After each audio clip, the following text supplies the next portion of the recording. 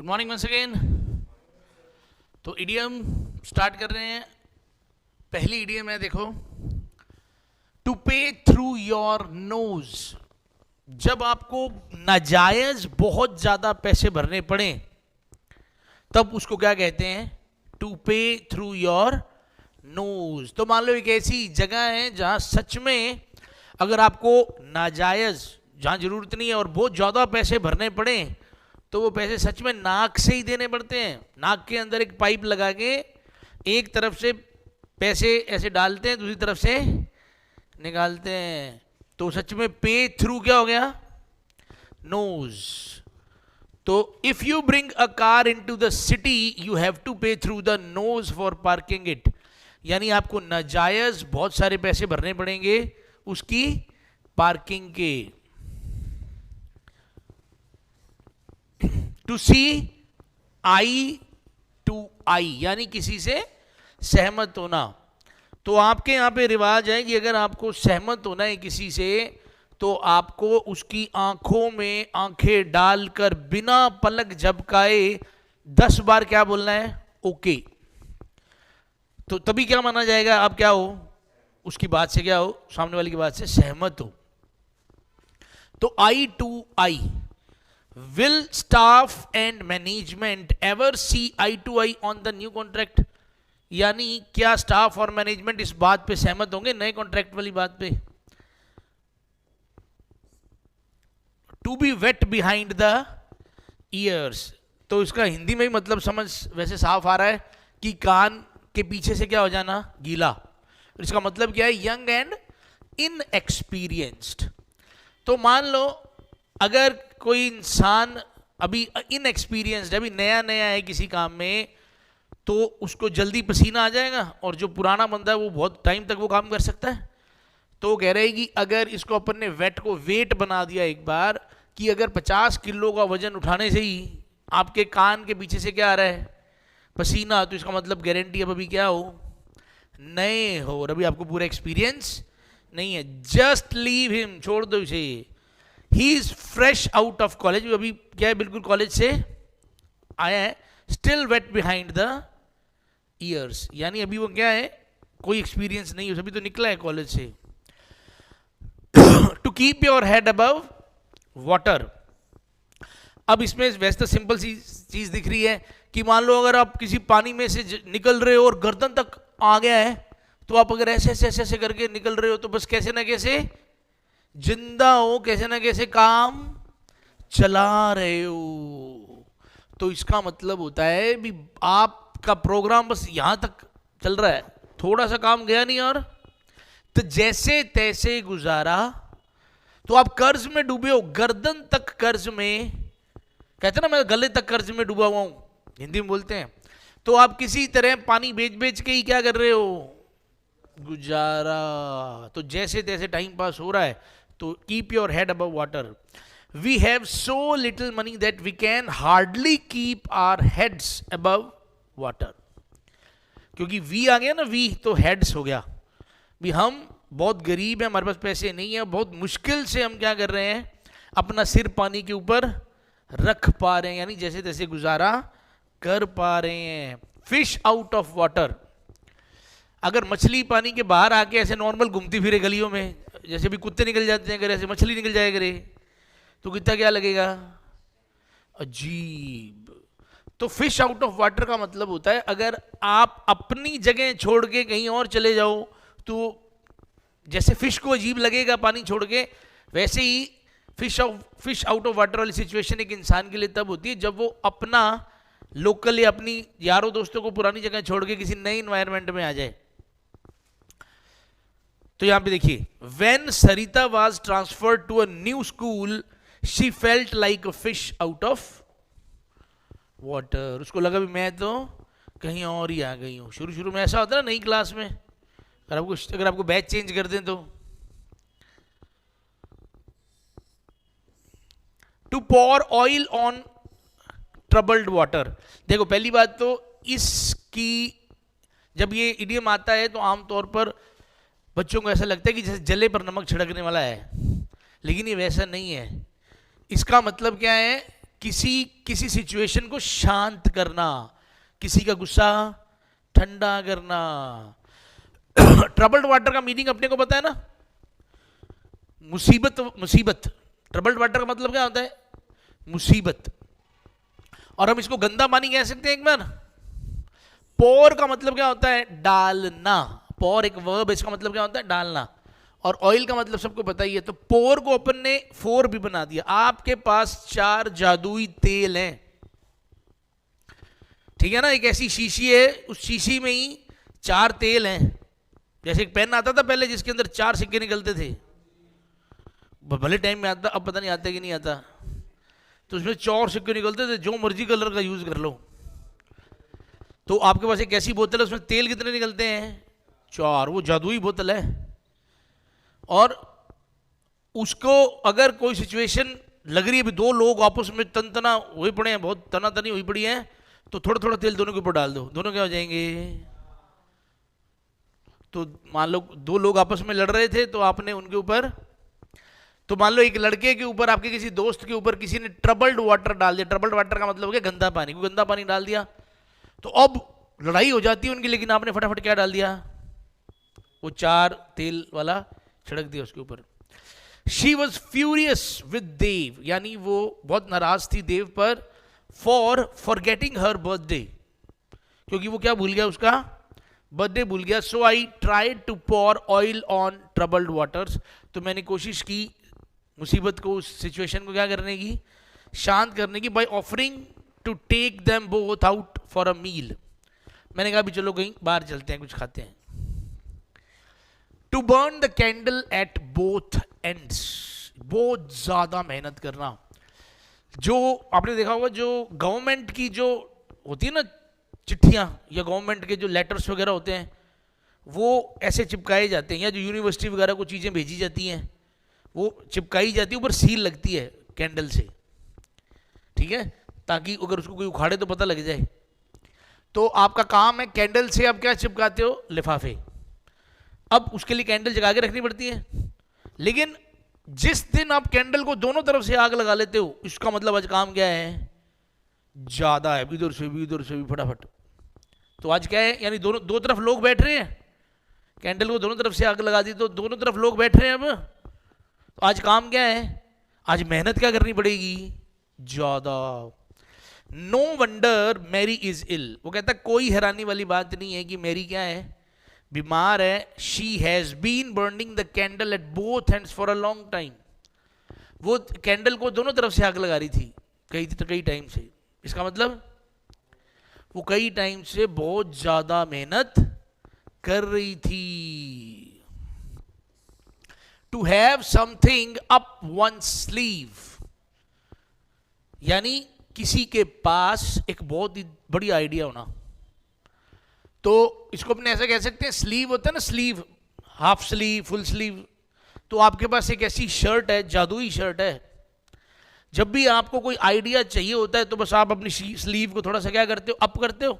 जैसे ही उसको मोड़ के यहां तक लाते हो, एक पर्ची निकलती है और उसमें क्या होता है? आइडिया। तो वो आपकी शर्ट क्या है? जादुई शर्ट है। तो आपके पास एक ऐसी है, जैसे ही उसको अप करते हो स्लीव को, क्या निकल आता है? एक idea. I have got something up my sleeve and it should solve all our problems. वो कहता है मेरे पास, रुक जाओ, स्लीव ऊपर कर रहे हो तो मेरे पास एक आइडिया है और सारी प्रॉब्लम क्या हो जाएगी? सॉल्व। ब्लू आइड बॉय का मतलब क्या होता है? किसी का फेवरेट होना, किसी का कृपा पात्र होना, किसी को पसंद होना। तो मान लो आप इंटरव्यू देने जाना था आपने, और किसी ने आपको बता दिया अरे भाई मुश्किल है, क्योंकि उसको तो ब्लू आइड लोग ही पसंद है, जिनकी आंखें क्या होती हैं? ले, तो आपने कहा हमारी तो दुकान ही लेंस वाली है। हाथों हाथ आपने ब्लू लेंस आंखों में डाली और आंखें क्या कर ली? ब्लू। आपका तो बस समझ लो इंटरव्यू शुरू ही नहीं, और आपको तो साइड ही बिठा दिया, आप तो इधर आ जाओ, यानी आपका सिलेक्शन हो गया। अब हर काम के लिए सबसे पहले आपको ही बुलाया जाता है, क्योंकि आप उनके बॉस के क्या हो। It was no surprise that Frankie got the promotion, कोई हैरानी की बात नहीं है कि फ्रैंकी को क्या मिल गया। Everyone knows he is the boss blue eyed boy, वो बॉस का क्या है? कृपा पात्र। Make somebody blood run cold, किसी को बुरी तरह से डरा देना। मान लो कोई ऐसा कैप्सूल मार्केट में चल गया है जिसको खाते ही ब्लड क्या हो जाता है? ठंडा, और इंसान क्या है? मर जाता है। लोग इस तरह से एक दूसरे को खिला खिला के मार रहे हैं मान लो, और अब सारा दिन टीवी पे खबर भी चल रही है कि वो कैप्सूल नहीं खाना जिससे खून क्या हो जाता है। तो मान लो आपको कोई तकलीफ थी, बुखार उखार था, तो आपके दोस्त ने आपको एक कैप्सूल दे दिया। वो कहता सॉरी यार तेरे को मैंने वो वाला कैप्सूल दे दिया, तो एक काम उल्टी कर उल्टी कर उल्टी कर। अब ऐसा सुनते ही उसको तो अगले का तो खून वैसे ही ठंडा हो गया। फिर आपने कहा नहीं नहीं मजाक कर रहा हूँ यार, यार क्या ये मजाक है, खून तो मेरा ठंडा वैसे है क्या हो ही गया। तो आपने खून क्या कर दिया उसका, और उसको क्या कर दिया? बहुत ज्यादा डरा दिया। The terrible story in the news paper made my blood run cold. V1 से स्टार्ट हुआ ना, तो मेड भी हो सकता है। तो यानी जो भयानक स्टोरी थी उसने मेरा खून ठंडा कर दिया। सेम स्टोरी है, सेम कहानी। To chill somebody to the bone, यानी किसी को बहुत ज्यादा डरा देना। To make somebody extremely frightened. अब चिल को क्या बना दिया अपन ने? चिल का एक मतलब ठंडा करना भी, और चिल को चील बना दिया। तो इमेजिन करो जैसे वो कैप्सूल की खबरें आ रही थी, ऐसे खबरें आ रही हैं भी कोई चील है, और वो ऐसी चीलें हैं वो जब अटैक करती हैं तो सीधा ऐसे करके ना अंदर से ऐसे ऐसे हड्डी हड्डी निकाल के ले जाती हैं ऐसे। बस अब आपने क्या किया, सारे यार दोस्त खेल रहे थे, उसी टाइम आप कार के पास खड़े थे और आपने कार के पास भागेगी और चील आ गई और कार के गेट कर ली बंद। अब इतना टाइम तो लोगों के पास होते नहीं, चील आई किधर से? वो सारे भाग रहे हो, गेट तो खोलो। ठीक है, और इमेजिन करो आपने साथ में चील वाला म्यूजिक और चला दिया लाउड स्पीकर पे कहीं से, वो चील वाली आवाजें भी आ रही हैं, तो उनको टाइम नहीं देखने का, पर वो जान निकल गई। तो इतने फिर आप कार में बैठ के हंस रहे हो, कुछ नहीं है, म्यूजिक चलाया था बस, तो आपने तो जान निकाल दी। The sound of scraping at the window. अगर आप रात को 12-1 बजे पढ़ रहे हो और शीशे पे ऐसे आवाजें आए, ऐसे करके कोई खिड़की को ऐसे ऐसे करे, और वाइट सूट में खुले बाल छोड़ के कोई खड़ी हो, तो फिर आपका हो सकता है आपसे इतनी हिम्मत भी ना हो कि कुर्सी से उठा जाए, वही ठंडा हो जाता है प्रोग्राम, डर के मारे। अगर बंदूक की गोली को हाथ में लेकर किसी को कितनी भी जोर से मारा जाए तो वो नहीं मरेगा, लेकिन अगर उसी बंदूक की गोली को पिस्टल में डाल के किसी को मारा जाए तो वो उसी वक्त मर जाएगा। इसका मतलब जब तक कोई काम सही तरीके से नहीं होगा, रिजल्ट नहीं आएगा। यानी अगर इंग्लिश की वजह से आपका सिलेक्शन नहीं हो पा रहा है, आप चाहे कितनी ही मेहनत क्यों ना कर रहे हो, लेकिन अगर इंग्लिश रुकावट बन रही है तो इसका मतलब है कि आप सही तरीका फॉलो नहीं कर रहे। सो गाइज, अगर आप इंग्लिश को इस तरह से इंप्रूव करना चाहते हो कि आपका एग्जाम क्लियर हो जाए और मजा आ जाए, तो इसके लिए आपको मेरी ऐप वोकैब इंग्लिश गुरु पर जाकर तपस्या कोर्स को ज्वाइन करना है। इस कोर्स को मैंने माइंड प्रोग्रामिंग टेक्निक से डिजाइन किया है ताकि एक कमजोर से कमजोर स्टूडेंट के भी बिल्कुल जीरो लेवल से सारे के सारे कॉन्सेप्ट्स एकदम क्रिस्टल क्लियर हो जाए। इस कोर्स के फर्स्ट टॉपिक के वीडियोस को मैंने फ्री कर दिया है, जो आपको डेमो वीडियोस के अंदर मिल जाएंगे, और आप इन्हें जरूर देखिए। ऐप का लिंक डिस्क्रिप्शन में मिल जाएगा। जय हिंद, जय Bharat. Play to the gallery, यानी किसी का ध्यान आकर्षित करना। तो इमेजिन करो कि कुछ लोग पहलवान हैं और वो जानबूझ के गैलरी में, यानी जिम की गैलरी में खड़े होकर एक्सरसाइज कर रहे हैं ताकि लोगों का ध्यान वहां पे क्या है, या वो एक्सरसाइज कर रहे हैं या वो कबड्डी खेल रहे हैं जानबूझ के। तो जो लोग वहां, मान लो पूरा बाजार है, बाजार में कोई शोरूम है, उसके ऊपर बना हुआ है जिम, तो वो ऊपर अगर खेलेंगे या ऊपर एक्सरसाइज करेंगे तो ध्यान आकर्षित होगा। तो सब लोग कह रहे हैं बेटा अंदर खेलो, जो खेलना है अंदर खेलो, क्योंकि यहां तुम खेल रहे हो, पूरा मोहल्ला पूरी सब लोग देख रहे हैं। By speaking in English he was just playing to the gallery. ध्यान रखना, प्लेइंग इन द गैलरी नहीं है, प्ले टू द गैलरी है। ऑफ एंड ऑन तो क्लियर है, यानी इरेगुलर। तो कोई बच्चा है वो कभी फोन क्या, कभी फैन क्या कर जाता है, ऑफ कर जाता है, कभी ऑन कर जाता है, तो ढंग से हवा नहीं आ रही। It's been raining off and on, बारिश कभी आ रही है कभी नहीं आ रही। कीप अप अपीयरेंस, बहुत प्यारा ये इडियम है। ऑफ एंड ऑन भी बहुत यूज होता है। तो कीप अप अपीयरेंस का मतलब स्थिति को बनाए रखना वो जैसी है, पता ना चलने देना कि सच क्या है। सो मान लो एक आदमी है, उसको एकदम से घाटा लग गया, वो कंगाल हो गया, लेकिन अभी भी उसके ड्रेसिंग सेंस में, उठने बैठने के तौर तरीकों में कोई फर्क नहीं आ रहा, यानी उसने अपने कुछ नहीं बदला। तो लोगों को पता कैसे चले कि वो कंगाल हो गया? समझ आ रही है? तो आप रातों रात कंगाल हो गए हो, लेकिन आपने अपनी अपीयरेंस में, यानी जैसे आप दिखते हो, कोई फर्क नहीं किया, चेंज आने ही नहीं दिया आपने। We must keep up appearances even if we have become insolvent. ठीक है, वी मस्ट कीप अप, हमें अपने जो सिस्टम है वैसा ही रखना है, चाहे हम क्या हो गए हैं। ठीक है, एज फिट एज फिडल, यानी बहुत ही ज्यादा बढ़िया fit.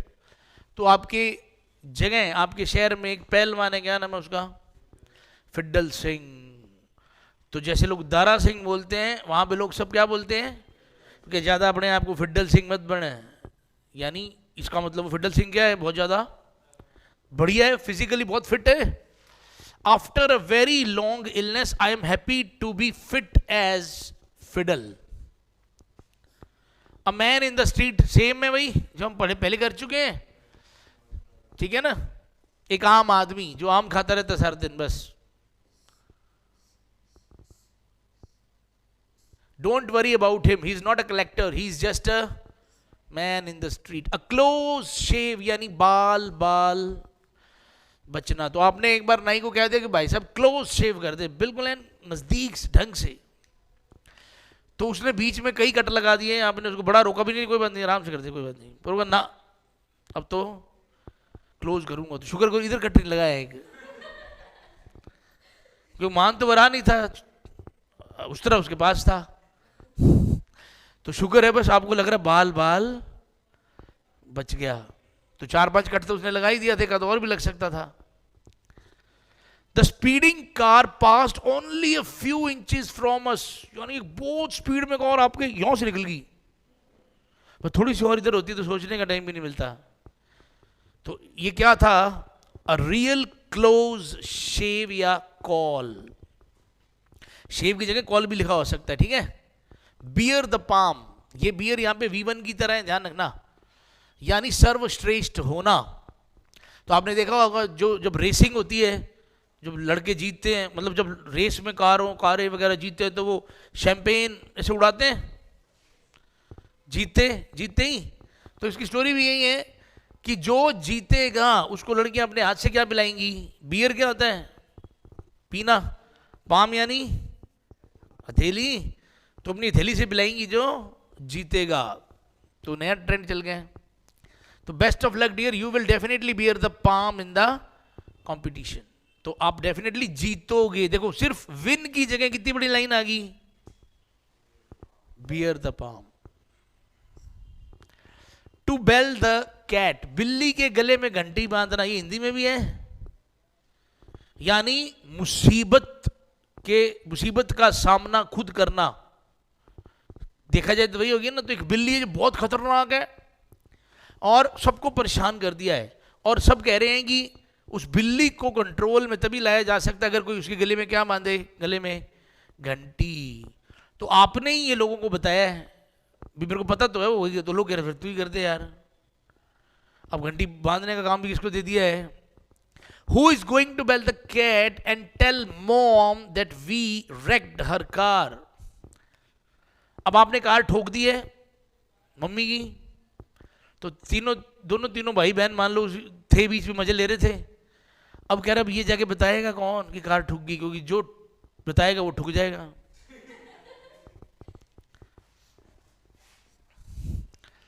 B in high spirits.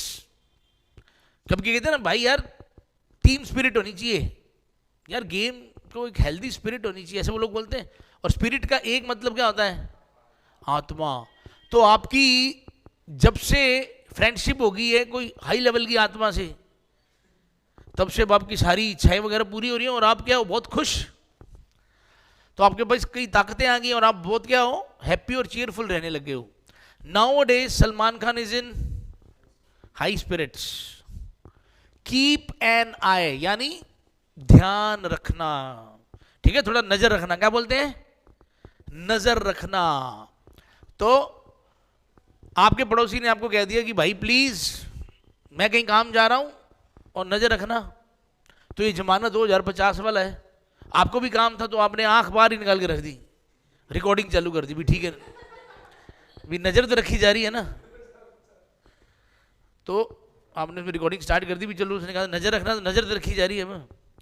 Hi actually I am going outside so please keep an eye on the children and the house as well. बच्चों पे क्या रखना? नजर रखना, और घर पे भी। Teeter on the brink of something, यानी एक ऐसी, मतलब आप ब्रिंक का मतलब होता है बिल्कुल कगार। तो जब ग्लास भरने वाला होता है तो बिल्कुल कई बार बिल्कुल अपने वहां तक भरते हैं जहां तक बस, तो वो ब्रिंक होता है उसका। तो बिल्कुल कगार पे होना खतरे की, और वो भी बहुत ज्यादा खतरनाक सिचुएशन की। तो इसको टीटर को हमने क्या बना रहे हैं? तीतर। और तीतर भी कौन से? जो जंगली तीतर हैं जो खा जाते हैं। तो इमेजिन करो एक बार दर्द पी के आप कहां पड़ गए? ड्रिंक, इसमें ब्रिंक आ रहा है, ब्रिंक को क्या बना दिया हमने? ड्रिंक भी कह सकते हैं। एक बार ड्रिंक करके उस एरिया के पास ही पड़ गए जहां, जो एरिया किसका है? वो तीतर तब तक कुछ नहीं कहते जब तक आप उसके एरिया में पैर नहीं रखते। तो सारे तैयार ही थे भी आ गया आ गया आ गया, पर वो वहीं गिर पड़ा या वहीं गिर पड़े। तो सारे कहते भाई बच गया तू, कल कहां था तू? कगार पे ही था बिल्कुल। The organisation is teetering on the brink of bankruptcy और क्लोजिंग डाउन। बिल्कुल कगार पे है, on the brink of bankruptcy यानी बस कंगाली के कगार पे ही है। Put out all the stops. Pull out यानी पुल का मतलब क्या होता है? तो आपने सारे के सारे स्टॉप्स वाली चीजें, मतलब अगर आपको भागना है तो जो चीजें आपको रोक रही हैं वो हटानी पड़ेंगी। तो इसका मतलब क्या है? कामयाब होने के लिए हर संभव कोशिश करना, यानी हर वो चीज जो आपको रोक रही है फिर आप हटाओ उसको, तभी जीतोगे। तो इसके स्टोरी में क्या है कि दो टीमों की रेस है, तो टीम वर्क है। अब आपको किसी ने कह दिया कि आप दोनों को अलग अलग रास्ते मिले हैं, कौन पहले पहुंचेगा? तो किसी ने बताया कि दूसरे जो लोग थे उन्होंने जानबूझ के जगह जगह पे स्टॉप के बोर्ड लगा दिए हैं, या कि रास्ता खराब है या ऐसे बोर्ड लगा दिए हैं ताकि आप सोचो, दिमाग लगे, और इतने में क्या हो जाए वो। अब आपको ये बात पता चल गई है तो आप सबसे पहले रेस शुरू होने से पहले जितने बोर्ड आपसे हट रहे हैं आप क्या कर रहे हो? हटा रहे हो, यानी जीतने की हर संभव कोशिश करना। They pulled out all the stops for their daughters' wedding, यानी उन्होंने हर संभव कोशिश की, जितनी भी रुकावटें आ रही थी सारी हटाई। किसके लिए? डॉटर की वेडिंग के लिए। पुट योर फूट डाउन, तो इसका मतलब होता है किसी अथॉरिटी या पावर का यूज करके किसी को कुछ करने से रोकना। तो इमेजिन करो आप कंपनी के मालिक हो, सीनियर मालिक हो, और आपके पास एक छोटी सी छड़ी है, बस छोटी सी है, वो हाथ में रखते हो आप, चलने के लिए नहीं, मतलब वो स्टाइल के लिए बस। और उस छड़ी पे क्या बना हुआ है? एक जूते का निशान, जूता सा बना हुआ है। तो जब आप कुर्सी पे बैठते हो, टेबल पे बैठते हो, कोई बात चल रही है और अगर आपने वो टेबल पे ऐसे रख दिया तो इसका मतलब आपको वो बात पसंद नहीं है, ये बात नहीं होनी चाहिए। The boss put her foot down, ठीक है, and refuse to accept any more changes to the plan, और उसने मना कर दिया अभी और चेंजेस नहीं करने।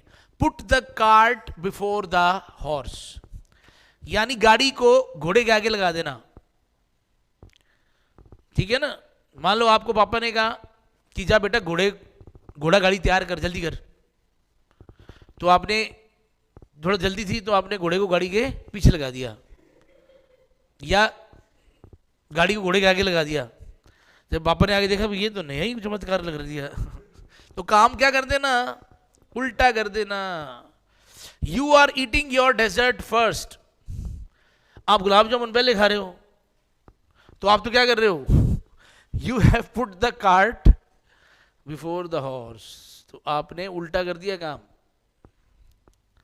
रब साल्ट इनटू द वाउंड, जख्मों पे नमक छिड़कना।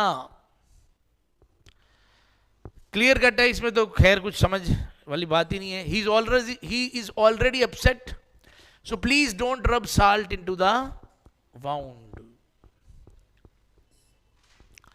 रूल द रूस्ट, रूस्ट को रूस बना रहे हैं और आपका ही रूल चलता है अब रूस के अंदर।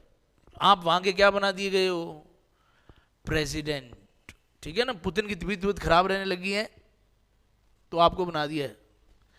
Who rules the roost at your house, यानी किसकी चलती है तुम्हारे घर पे।